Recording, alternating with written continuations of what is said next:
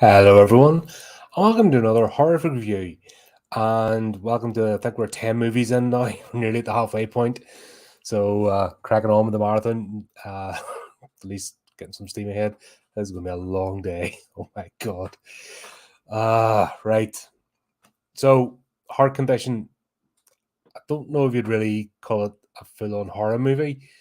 It's a ghost story. I tell you the reason why I had this on the list and wanted to talk about it. I think I mentioned it a couple of times. A lot of people are banging on about that idiot Jordan Peele, how he's a fantastic director and Get Out was such a dealt with the topic of racism so well. Well, this movie does it better, actually, with personality, and I don't believe the directors are race baiting dickhead. So that's why my go-to, if you want to talk about things like that and how people react, this is the movie. It's much better. So So the tagline is: a racist cop receives a heart transplant from a black lawyer he hates. He returns as a ghost. They ask the cop to help him take down the man who murdered him. Exactly what it says in the tin.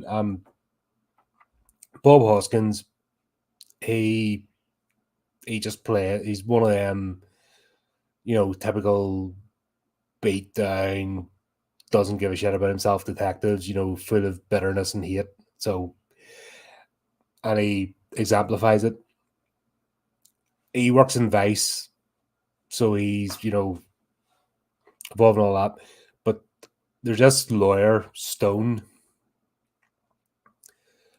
who, like, you'll would start off with him. He's in the middle of one case, but the minute he sees Stone going past, he just loses his mind, starts chasing after him. The guy's borderline, like, psychotically obsessed, and right to the detriment of himself and those around him. He just completely, hates this guy. He hates him because of the color of his skin. He just hates him in person. And then we find out they've got history together, so it all stems from that when you boil down to it, where it's all coming from. The two have got personal history together, and that's in the form of Crystal, who's a call girl who actually was with Mooney, Bob Hoskins' character, for a while. Then she left him and got with Stone. So all this bitterness and resentment then just comes out. Long story short, this starts off with Crystal and another call girl. They're at a senator's house. They're doing the business, but it's a generic Hollywood movie, so it's all milk toast anything. But she's taking photographs, and this guy's, pouring away. Next thing you know, he clunks over with it. He ODs on something. I think it was cocaine, but he's smoking the pipe. Photographs are taken, and he conks over dead. So obviously a whole cover up happens because he's well known and causing political embarrassment. So the two girls get spirited away, and the lawyer Stone gets killed. But this all happens like in the space of a couple of hours, because Mooney chases Stone down, just goes absolutely apeshit.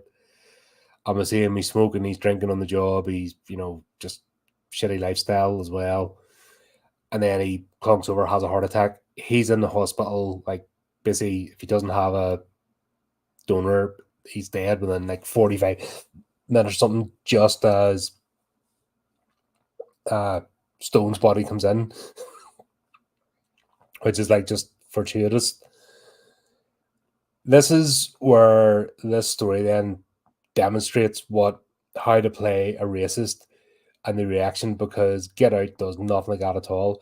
I would say Get Out is more a fetish as opposed to racist. It's just a stupid movie, but people have decided that's what the movie they want to use, the virtue signal.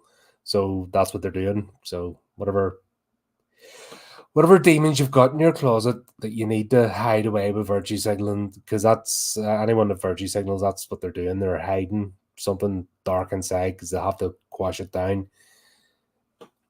And that's usually where all that shit comes from. So anyone I hear virtue signaling, I have no respect for you, because I know you're not, it's been since the dawn of time, anyone that does that. But back to this, Mooney comes to, and they've bought a black dildo to stick it between his egg, and they're singing to him like a Motown song or something, and he freaks out. I mean, proper loses his shit because that's the way a racist would react to what I've got somebody who isn't in my tone, what a body part of the other in me, get it out, and he freaks out. Get it out of me now. Get it out of me now. And that's more heartfelt. That's the reaction someone like that would have, and totally genuine. They would freak out because if you see another race is inferior, then you're not going to want their body parts. So, like I said, this movie's more authentic than any shite that idiot Jordan Peele would come up with. Oh god, I can't stand that man. He's a dick.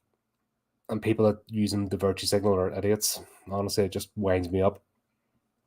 And there's so many better examples of movies out there, like this one. But the kicker is, obviously, Mooney's losing the shit, etc. And then to top it off, Stone appears. He goes to sit down. He has his nice healthy lunch. There's a whole time span too because it's been 10 months in rehab before he's back in the force, and he's back in the force on a desk. So he's not in Vice anymore. He's not going to get his detective promotion. He screwed everything up. The lieutenant wants to kick him off the force, but because of stuff he can't. Especially with him having a heart attack and stuff, it's just bad optics. So yeah, that's the way it works. But then he lasts about 5 minutes on the job with a healthy lifestyle. He goes down to get himself a big greasy burger, and then Stone appears, and he's all like, "Nope, I'll let you off with a couple of cigarettes. You're not putting that in your body with my heart." Blah blah, blah. And it just starts the whole thing. So essentially, Stone's connected to Mooney because of the heart. Stone can't rest because he was murdered, and because he's connected, he can actually manipulate Mooney, so he can like move his arms and hold them and stuff. And Mooney's the only one that can see him, so it effectively looks like Mooney's losing his mind. And you couldn't have two better actors, like Denzel Washington and Bob Hoskins playing off each other. Like, you've two quality actors here who just they just go with it. You remember, like, it's like Who Framed Roger Rabbit all over again.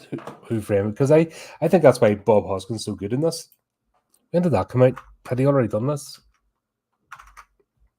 1988. Yeah. So yeah, he's done all this physical acting, and I think what people don't realize is the same as when he did. I know it's a terrible movie, Super Mario Bros. Right, Bob Hoskins, like my build, wee bit on the chubbier side, but he's actually quite physical. So he can move, and some of the stuff like the I'm getting thrown out of bed and stuff, he does that.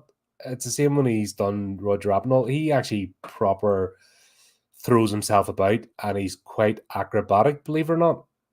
So he's done like basic gymnastics and stuff. He can roll and all that kind of thing for like a big man.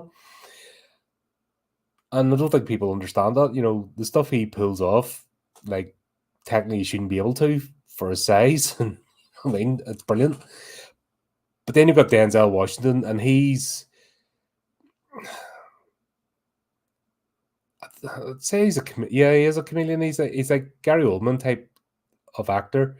He sort of morphs into his roles. So in this, he plays it up. He's super campy 1 minute. He's super serious. He's playing the pimp. He's playing the lawyer. And the thing with Denzel Washington is when he takes on a role, he goes into it. And most actors in Hollywood, Bob Hoskins kind of the same. He jumps between different roles and just throws himself into. He'll play a ridiculous role 1 minute and then a super serious one, and does the whole range. Same as Denzel Washington. There's not many actors in Hollywood do that. I think we've talked about this before. Most of them are just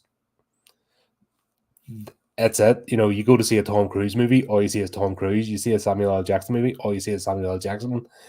Stallone, Schwarzenegger, you know, all the rest of them, just they play themselves. There are very few actors that actually embody the roles that they're in, and you can kind of forget for a second. Like, this is a really young Denzel Washington, and he's not recognizable in this movie. He morphs into this role, and it's great to see. But this all comes out, and Mooney just keeps getting himself into shit. You know, the more this transcribes. But basically, cards on the table was Stone wants Mooney to solve his murder, and he's not going to leave him alone till he does. That's how it started. And then there's this bitterness and resentment, and it all coming out. In fact, they're stuck together, and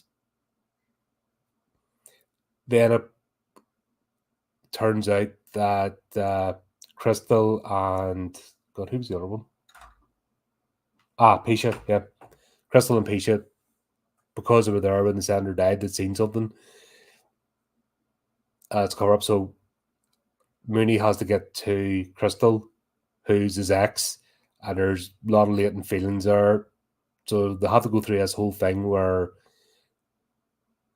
Mooney has to basically step up into the sort of Beverly Hills mindset, you know, get a makeover, clothing, money, and all that kind of stuff. So he's doing all this. Then he's being watched, and people are thinking he's losing his mind and just ready to pop.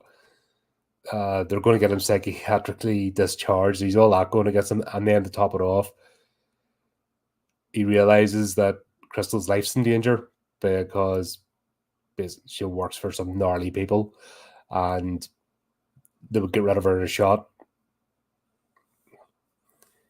Yeah, actually quite tense. And then when it comes down to it, there's a reveal. If you haven't seen the movie, I don't want to spoil it for you because actually it is a good watch. And yeah, I've watched this a few times over the years and haven't revisited it in a while, but it's a rewatchable movie. You know, kind of says it all. It's if you can stick it out and still enjoy it again, even though you know a lot of the beats. But yeah, we get a reveal with Crystal that sets Mooney over the edge. He near kills himself. Then they realize that Crystal gave Mooney an opportunity, you know, a method of proving all this, what was going on. Then that puts her life in danger. He has to go rescue her, and then things come to a head as they do. And yeah, then obviously things get resolved and take their course and move forward.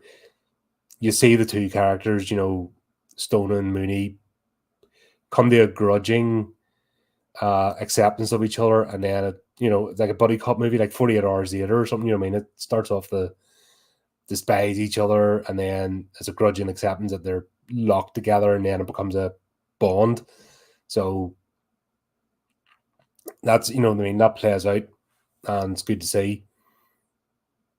And yeah, I'm trying not to spoil the movie because honestly, if you have not seen this is one I think's got on the radar.